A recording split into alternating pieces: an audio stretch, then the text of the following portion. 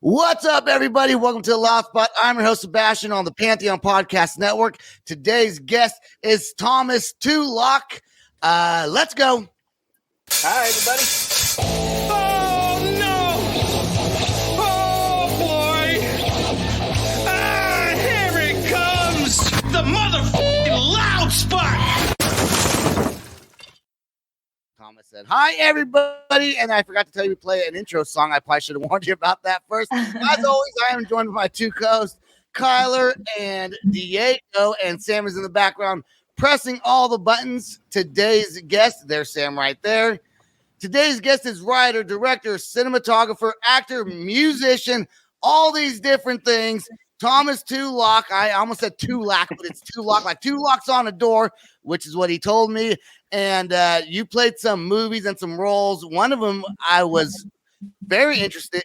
I thought was very interesting was in Steven Spielberg's Hook. You were one of the Lost Boys.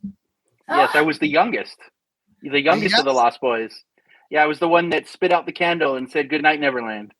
Oh, Is that something that I guess people from like that point forward know you from as being the youngest Lost Boy? And do you tell people about that? Like, oh yeah, that's cool. Oh, I don't know.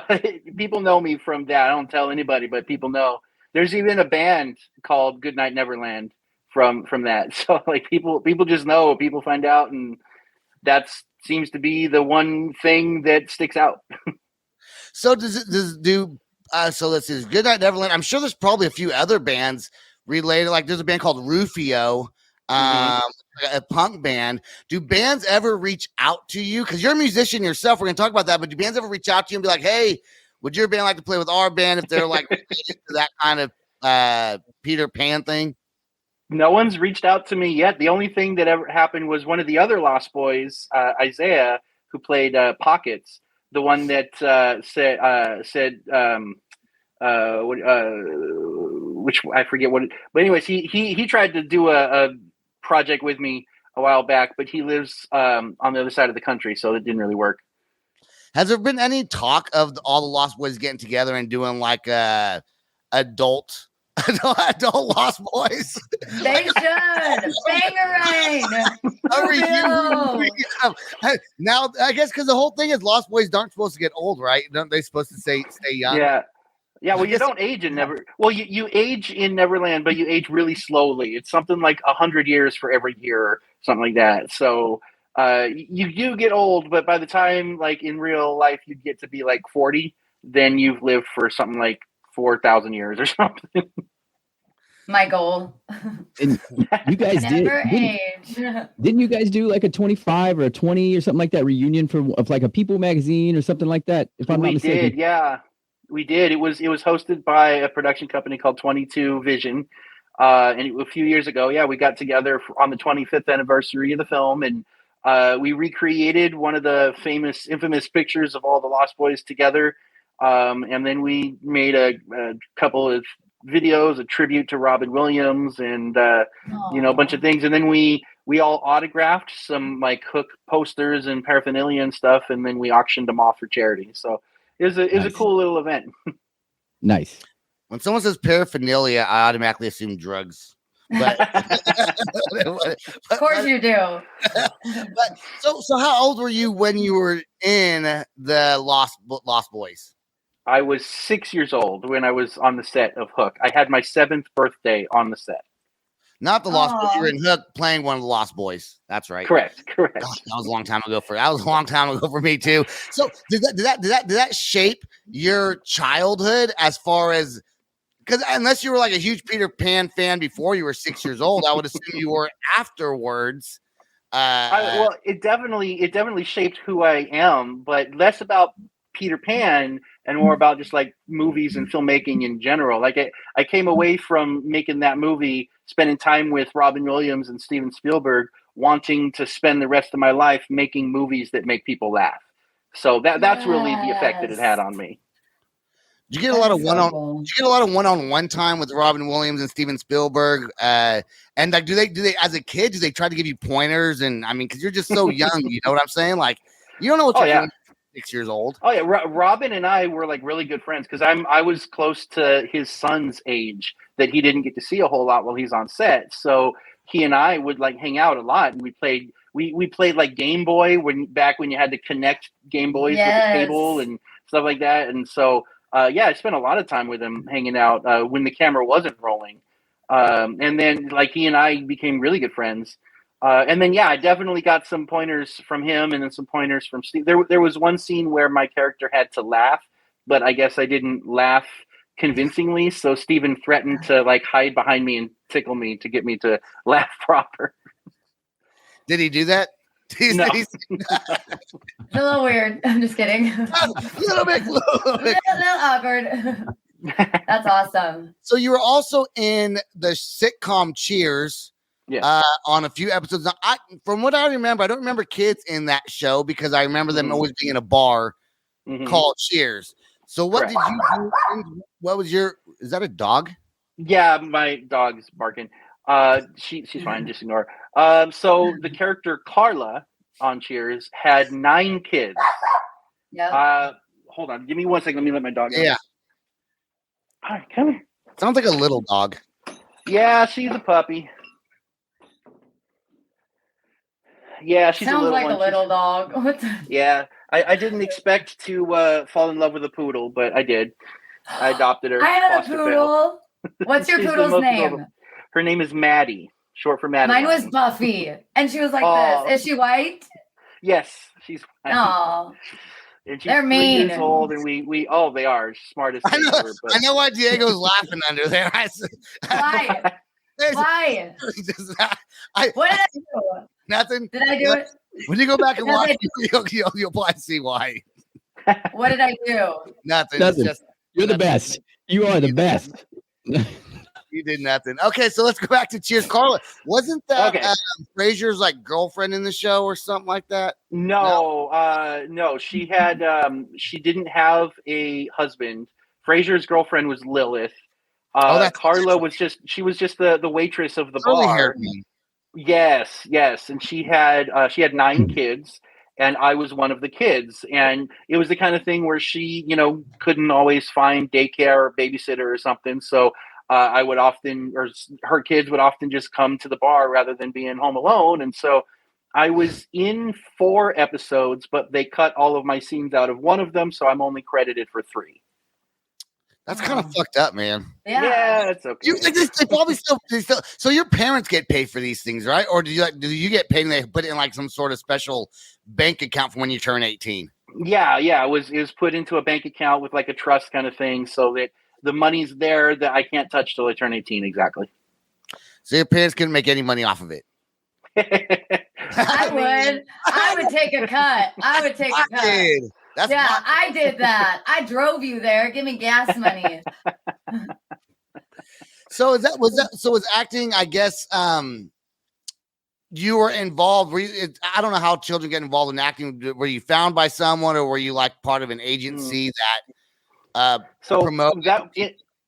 In the early 90s, it was a very different world than it is now. So back then, it was something that I had wanted. I pushed my parents into doing it, and they didn't want to, and I just kept pushing until finally they gave in and helped me do it. And we found a local talent manager agency that was having open audition, and I went in, and I was one of auditioned for representation.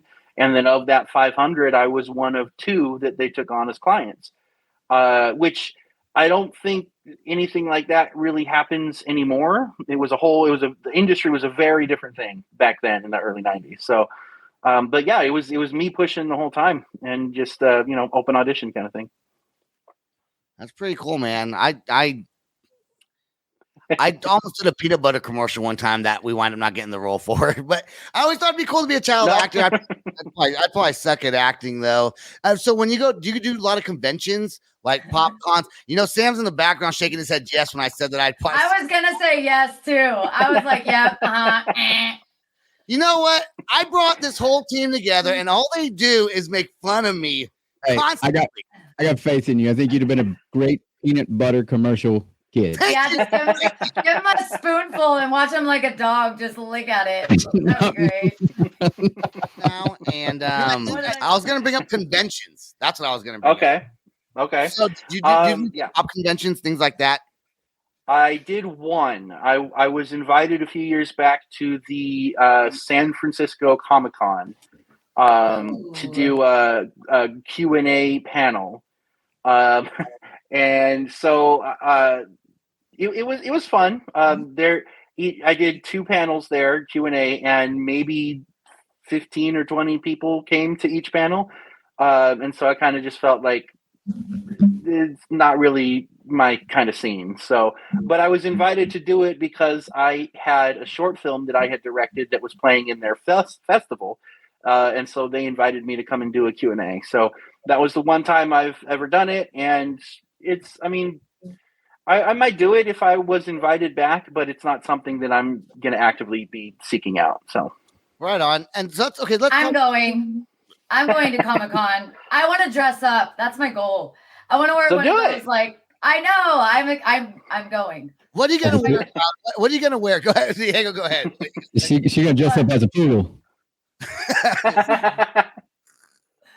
Whatever. No, I want to be one of those crazy, like, sexy, like, whatever, where they walk around and yeah. I don't even know what they are, but I'll find out. That's a shot girl. A shot girl? No. You know she's gonna character. Yeah, she's gonna character. She wants to dress up as Princess Leia and everyone else as stormtroopers and all that stuff. No, that's what you want. No, that's what you want. I'm gonna be something in cheetah print. I don't know, whatever it is. Cheetah print. Did you see Princess Leia in her outfit? You know you're gonna dress up like that. That's what every girl's dream is. At Comic-Con. I am not. I am gonna be in cheetah. Whatever character is in cheetah. Matt, angry face. Oh, he smiled. That's sweet. He smiled before he left. He always angry faces everything. He's angry. But we want to make him happy. Let's go. We do want to make Sam happy. We do. That is one thing we thrive for on the show, is to make Sam happy. He's always pissed off at us. He's like, you guys fucking suck. I don't know why I am involved with this show. Actually, he does. Really, he only on this episode because he wants to quit us and he wants to manage you, Thomas. He's like, fuck these guys. Thomas, after the show's over. Oh, just kidding. Angry face. Angry face right now. That's a lie, and you know it. I'm done. I'm done managing artists. Period. You're a handful enough. Thank you. That's a compliment. That is a compliment to me. I would take it. Yeah. Hey man, all you really need is a handful. That's okay. That's right. Yeah. Wait, is that right? Damn it, Kyler.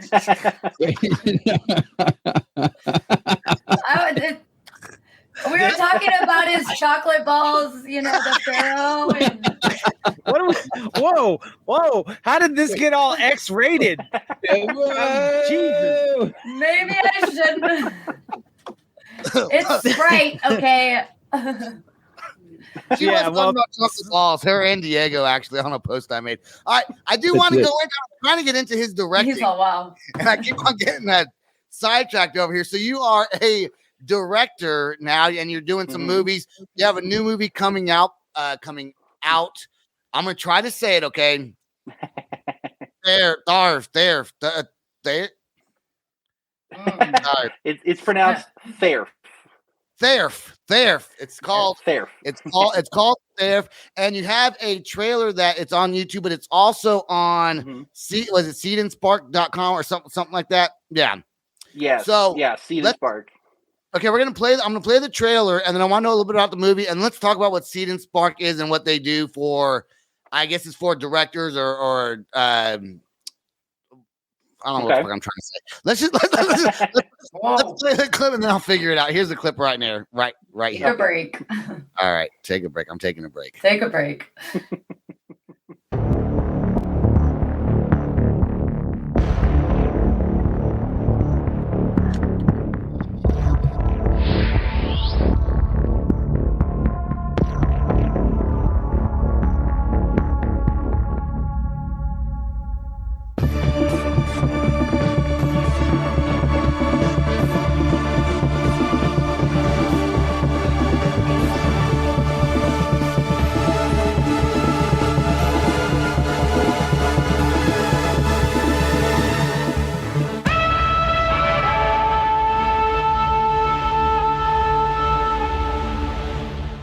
The character THÄRF was first created in 2015 as part of a 48-hour short film competition. My team and I created a fun sci-fi adventure comedy short called Off the Cuff that followed a couple being chased by THÄRF through the multiverse. And we really liked the concepts and the characters that we created in that short. So in 2017, we brought them back for a pilot called The Darkest Timeline, which was a fun sci-fi adventure comedy that revolved around the Mandela effect, which was really popular at the time. And still, we loved the character and the concepts so much that now we're revisiting them. The concept of a psychotic killer chasing her target through the multiverse. Only now, we want to do away with the fun adventure comedy vibe and treat it more seriously. We want to make THÄRF a character to be feared and give her the weight that she really deserves. So instead of doing a fun adventure comedy, we're going to do a scary sci-fi thriller. We're making this initial short film with the specific goal of getting it onto the Dust YouTube channel. Our production team is comprised of experienced filmmakers. I myself have been writing and directing since 2009. But with this project, we're planning to do some things that we haven't done before, like working with squibs, hiring stunt coordinators, and renting anamorphic lenses. I love the look of anamorphic lenses, but I've never worked with them before, so I'm really excited to be able to do that with this project. We have some very exciting incentives, including participation in test screenings, a chance to be a part of production on set, and even a small role in the film where you'll get to be killed on camera. I really do feel like we've got a cool project here, and a talented team of filmmakers that I trust to bring it to life. We just need your help to put a little fuel in this rocket and get it off the ground. Thank you so much for visiting our campaign page, checking out our incentives, and helping in any way that you can, even if that's just sharing our campaign with your friends. And I'll see you in another reality. All right. We're going to talk about that, but we're going to pause for a quick second. We're going to get a word from our advertisers, and we'll be right back with our guest, Thomas Tulak. Time is everything, and convenience and quality matter the most. Now, you have an affordable, nationwide, online medical solution for over 50 services in which you can be treated by a board-certified doctor from the comfort of your home. For only $49.99, your doctor appointment is taken care of via telehealth. Quick and easy, Jiffy Doctor is here to serve you with excellence, with same-day appointments as well as discounted prescriptions. We treat services from sinus infections, common colds, anxiety, insomnia, birth control, dermatology, erectile dysfunction, STDs, and women and men's health treatments.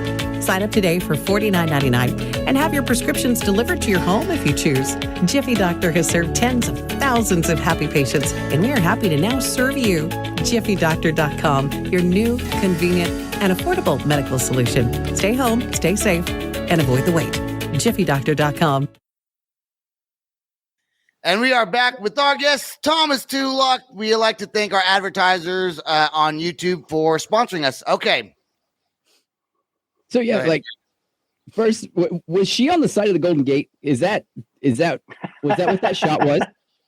No, there was at the shooting location. There was an abandoned 5-car train, and we were able to have her climb up on it and film on that. So, no, not the Golden Gate, but we did put an upside down city in the sky above her. Right. Because I seen that and I was like, oh my God, I'm having an anxiety attack right now. She's way too high in the sky. So you go from movies, TV, back you did another TV stint, music, and now directing. Not only just directing, but sci-fi. So where's the transitions? Like, what? How do you go from A to B to C to where you're at now? Oh, it's kind of just all the same for me. I started directing in 2009, but I started playing drums when I was 12.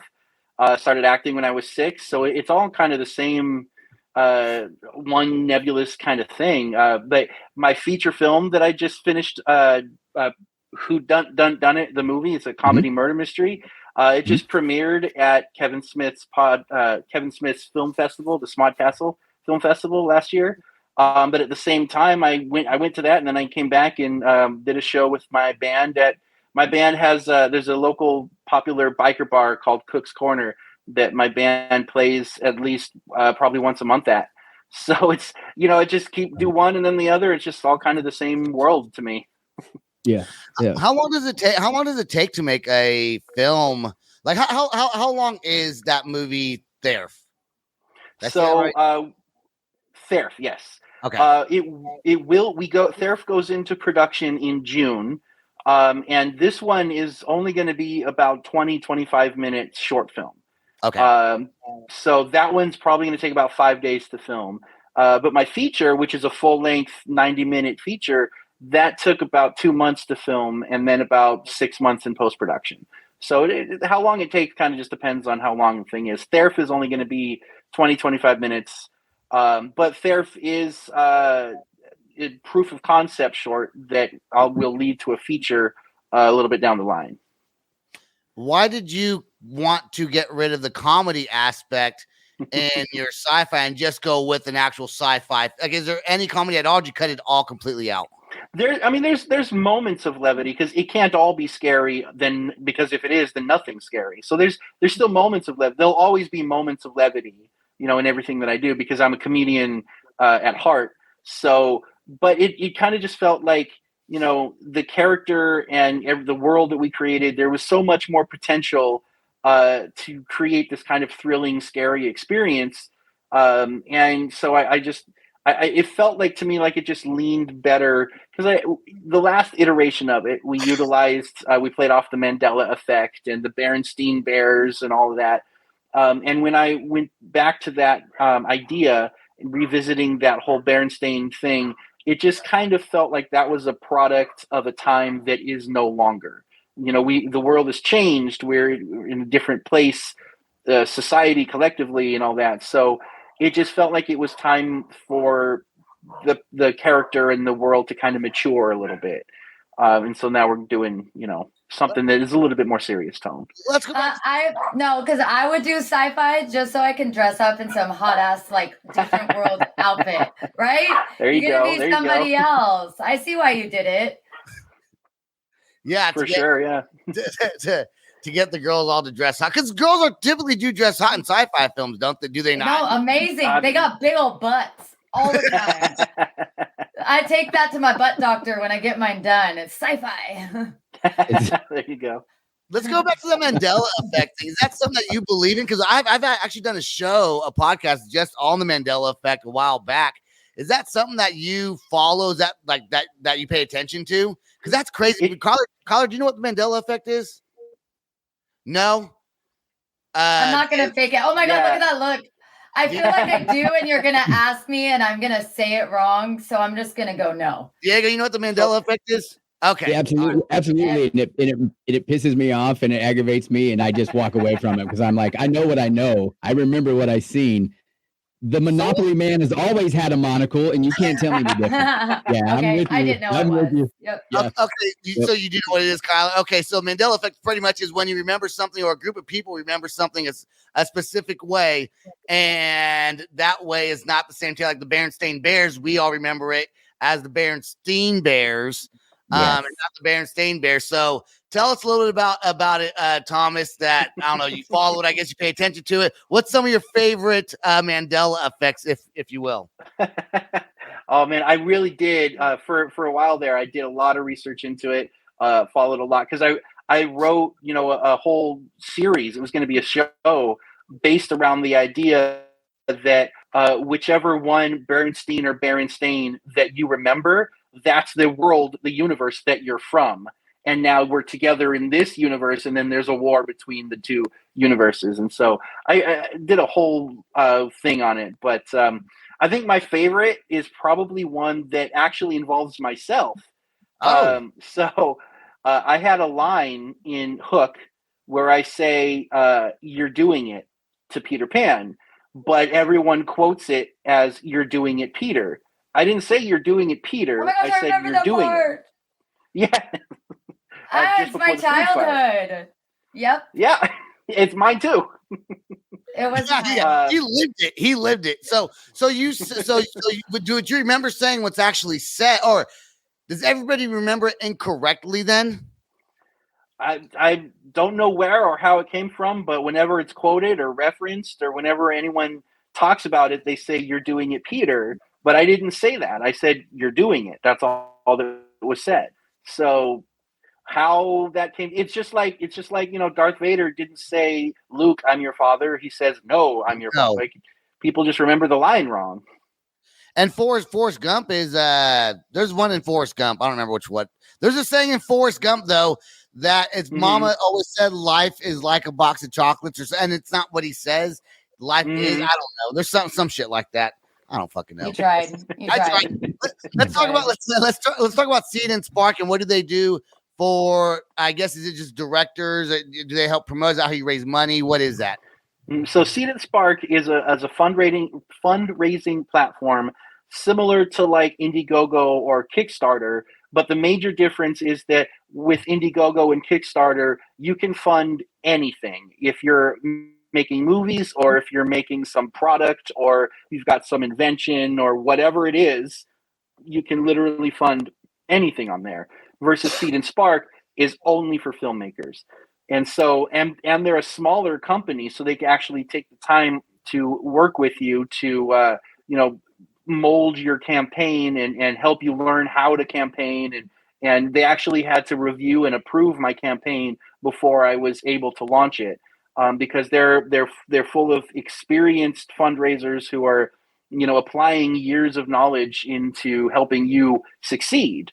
And because they are specific only to filmmakers, they're able to cater their services and how they work to meet the needs of the filmmaker, versus like the Indiegogo or Kickstarter that's more of a one-size-fits-all kind of vibe. So that's what we're doing now, is we're raising funds for production for THÆRF on Seed and Spark. And I chose that platform because I am a really big fan of the creator of the platform.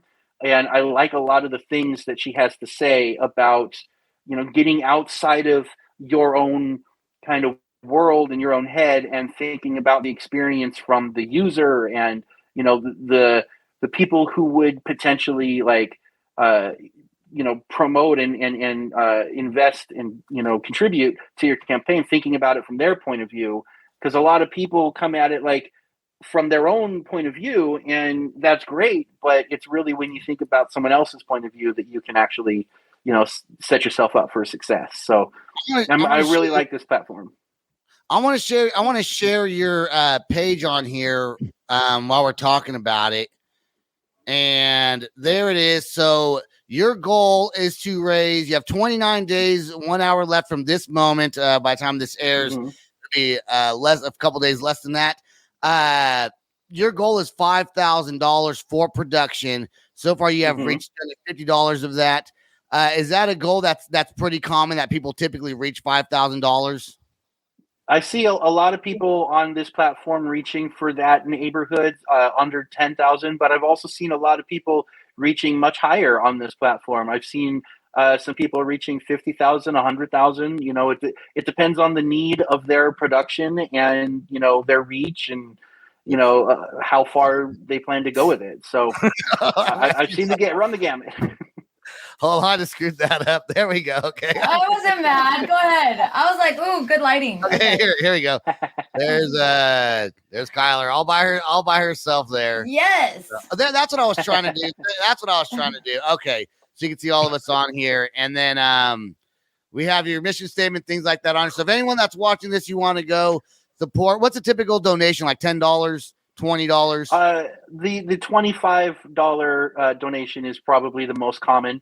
And for that, you'll get a thank you will be in the credits, and I'm going to we got a character in the film who can see through the multiverse, and so when you donate to that level, this character is going to look through the multiverse to find an alternate version of you somewhere out there and share what he finds. So we call it the Live Your Best Life incentive.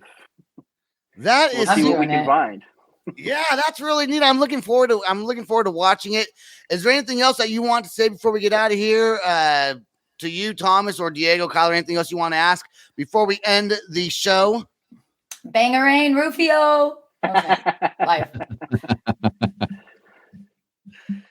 Thomas, nothing? All right. Bangarang. All right, there we go. That's all the time that we got. I'd like to thank my co-host Kyler and Diego from the Asylum Radio Network. Make sure to check out that online radio station. Super freaking cool. I also want to thank my producer Sam, who is always disappointed us, but also loves us a lot. So thank you, Sam. And Thomas Tulak for coming on, sharing all your stories with us. And now I want to go back and rewatch Hook and some of these other things. I actually want to go back and rewatch Cheers. I think it's on one of these apps I have has to have Cheers playing on it. I think it's on Netflix. Okay. It is on Netflix. Yeah, it is. I'm gonna go in there. I'm gonna look up your IMDb. I'm sure it'll tell me exactly what episodes you were on. I'm like, I talked to that guy right there. You want my autograph? I talked to that dude. And we also want to thank everyone. Stay put. Yeah, stay put. Hold on. This guy is scared. Rock on and much love. This is the Loud Spot outro by Nothing Short of Tragic. Is this all talk with no action? No. Is this my thoughts with distraction? No. Is this what I bought that's in fashion? Or is this the Loud Spot with Sebastian? Yes. Does Nothing Short of Tragic have his back again? Yes. Does everything that's good really have to end? Yes. A pimp host has to pimp show, so to get more episodes, make an order, this is over.